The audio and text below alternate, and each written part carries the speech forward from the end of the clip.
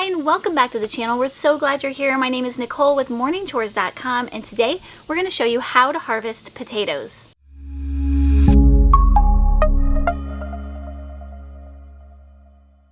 If you missed our how to plant potatoes, I will link that in the description box below. We also did what's called successional planting with our potatoes, which I'll be doing a video in the upcoming weeks, a beginner's guide to successional planting. But today we are harvesting our first batch of potatoes that are ready for harvest. So let's head down to the garden and check it out.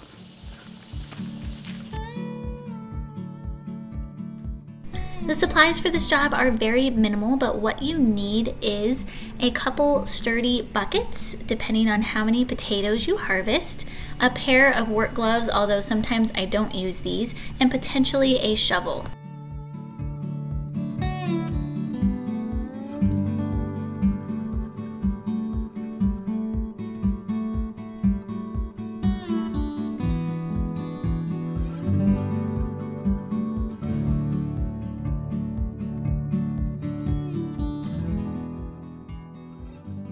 First step in harvesting your potatoes is making sure they're ready, and there's a few signs that we can look out for to make sure we're harvesting them when they are done growing.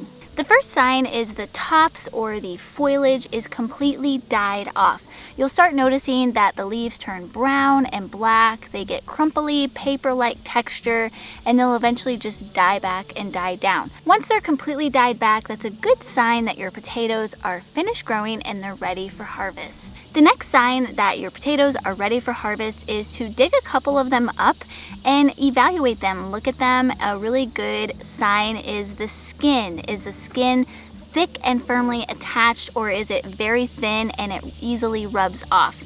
If the skins are too thin and easily rub off, just take those potatoes inside and cook them up for dinner or use them within the next few days, but leave the rest of your potatoes in the ground and allow them to cure for just a little bit longer. Hopefully they can thicken up those skins, because we want our potatoes to have thick skins. That's going to help protect the flesh and ensure a better long-term storage solution for your potatoes. The first step in harvesting is to simply pull the foliage away from the soil, just gently, and sometimes a potato will be attached to the root system. Just simply pull the potato off.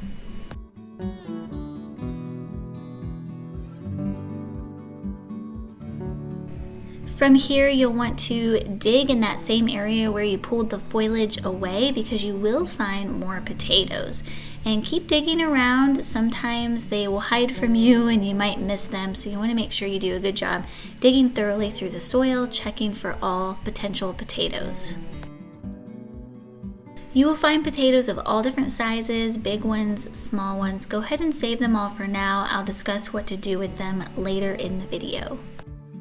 You may find potatoes with bad spots. That's okay, just evaluate it. You'll probably want to use these potatoes first, but if they're rotting in any way, shape, or form, just simply throw those in the compost bin.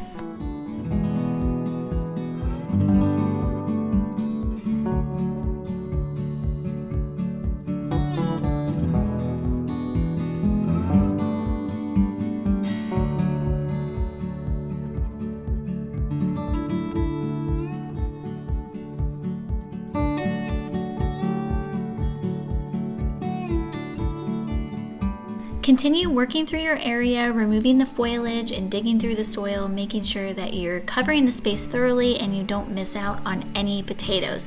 But it never fails. Every single year, I always end up missing a few.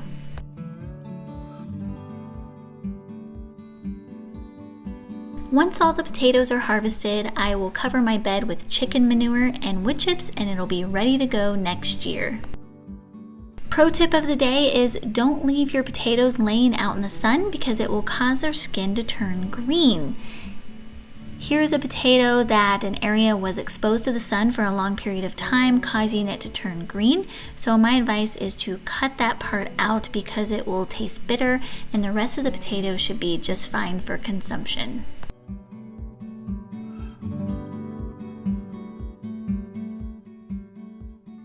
We finished harvesting our potatoes, so now it's time to prep them for storage.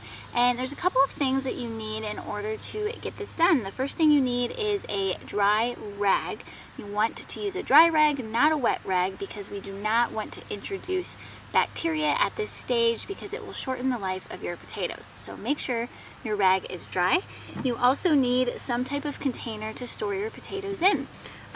Something that's really cheap and easy is some type of cardboard box. It doesn't necessarily need a lid, although this one does.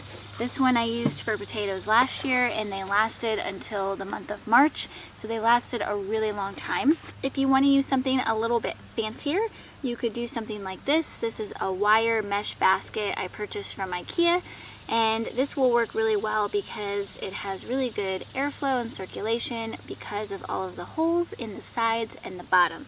Cardboard boxes don't necessarily have holes, but because it's paper, it's a breathable substance, so potatoes do really well in cardboard boxes.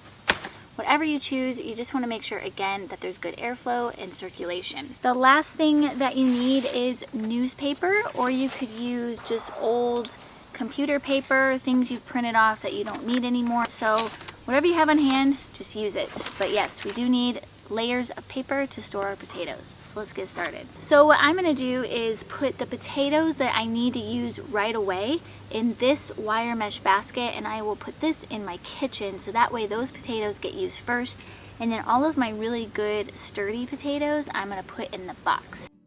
The first step is to line your box or your basket, whatever you're using, with a layer of newspaper.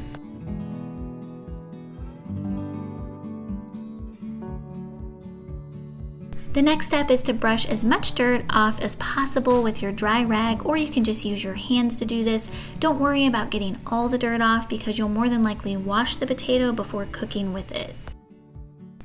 Place the large sturdy potatoes in your box for long-term storage, and then the little potatoes I'm putting in my short-term storage. These are the potatoes I'm going to use right away. Small potatoes don't really last very long in storage, so it's important to use those ones first and save your biggest, best ones last. Store your potatoes in a single layer and then cover with newspaper.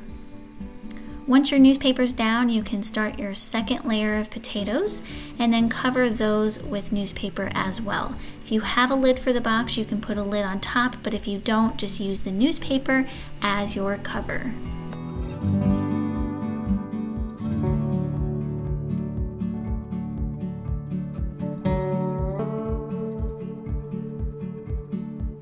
For your short-term storage potatoes, store them in a cool, dry, dark place. Usually a shelf in your pantry works great.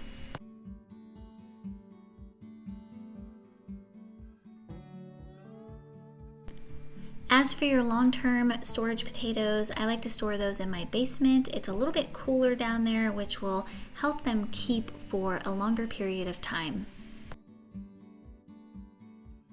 Thank you so much for joining me in today's video. I hope you enjoyed it. You can also head over to morningchores.com where you'll find all kinds of information on homesteading, gardening, DIY, and much, much more. Have a wonderful day, and we'll see you next week.